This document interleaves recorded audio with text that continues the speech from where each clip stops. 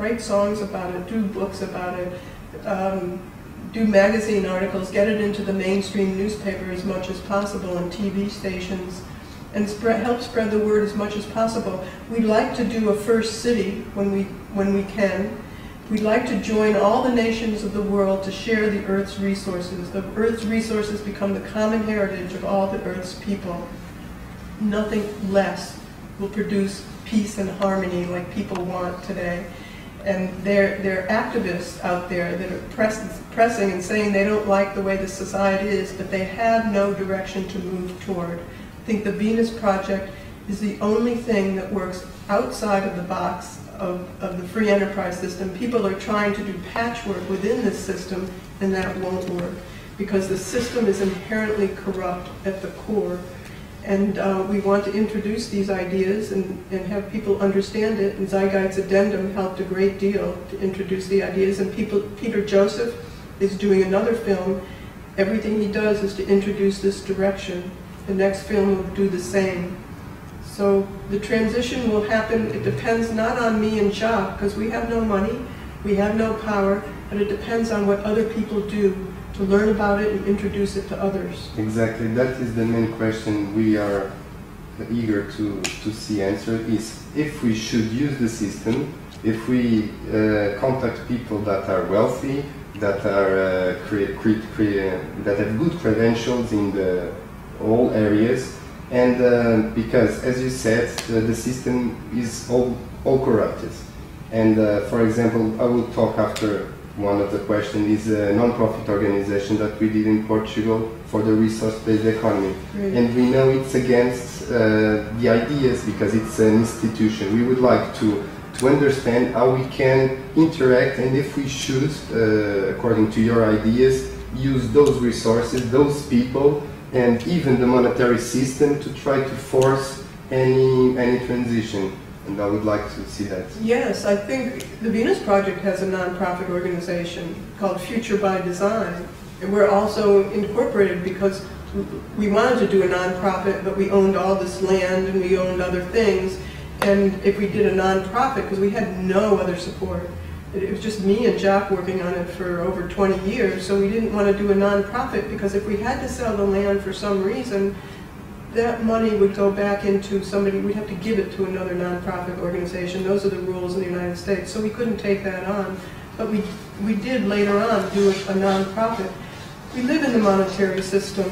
We supported this project for over 35 years, 30 years, but we did it through our own funding. We had no outside help or support. So we live within the system and we have to use money. And if we don't do non-profit organizations and we don't get help elsewhere, then that means we carry it ourselves. The Zeitgeist members here. And this is a project that benefits everybody. People often ask me, well, why do you sell the books? Well, we sell the books because we need funding to make more books and get more materials, video equipment, update cameras to be able to do more things. And then we support the research center. So it would be nice if we could give it away. We always say, well, if you give us $1,000, we'll distribute $1,000 worth of books. They put it on us. Nobody would publish our book. We published it ourselves over 4 times, so it was quite a lot of money. But this is what we spend our money on. This is the only thing we see that's relevant. And so this is our life. Okay. It takes me about 2.5 years to build the models for a 15-minute film. And we've got to eat in that time. And we have volunteers that come out there. Sometimes they get sick. We pay their doctor bills. So it's very hard for Roxanne and I to maintain the acreage, the 10 buildings. They have to be air conditioned so that the cameras and all the equipment doesn't go bad. So if it's a cooperative system, we need cooperation from the outside. I have to write the scripts, build the models, shoot the pictures, and do the magazines. And Roxanne also assembles models, and she does all the other work that has been correspondence with the world. So I just want you to know. Now the main thing about the resource-based economy is that the Earth wants had millions of little tribes, and all the tribes joined together because they were invaded by other tribes, and the most powerful ones stole the land from the others. This is how Germany, France, England, U.S. evolved. U.S. was not invited by the American Indians to come and live there and take their land away. We slaughtered or killed many Indians. We slaughtered 50 million buffalo to starve out the Indians. And then we stole portions of America from Spain and Mexico. After we stole all the land we need, we said, now we're ready to make goods. See, so all nations do that, not just America. So I'm not interested in any single nation. I'm interested in using the scientific method. Now let me tell you what I mean by that. I mean, first you do a survey of the Earth's resources. That tells us how much arable land we have, how much water we have, how much building material, transportation facilities, everything. That determines how big a city will be by the carrying capacity of that area. Or the Earth's carrying capacity tells us how many people can live on Earth comfortably. Now if we exceed that by several million, we're going to have malnutrition, territorial disputes.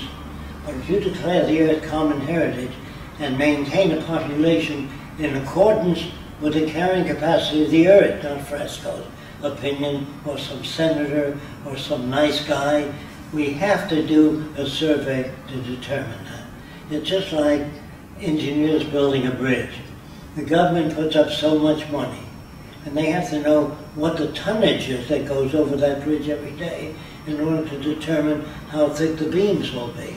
Do you understand? Nobody says, I think a bridge ought to be like this. They get the facts first. How many cars a day do you propose?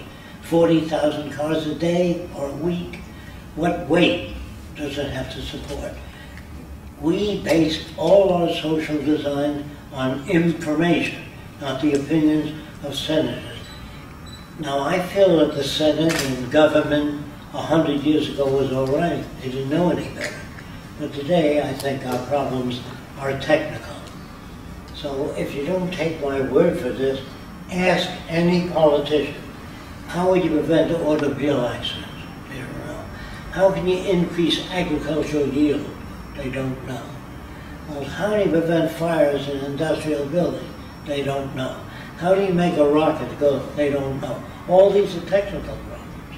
So everything that you have today, whether you realize it or not, the automobile, the airplane, the sewing machines, everything is technical. Lighting, if you took all that away, if you turned off Boulder Dam, all the refrigeration food would spoil between LA and San Francisco.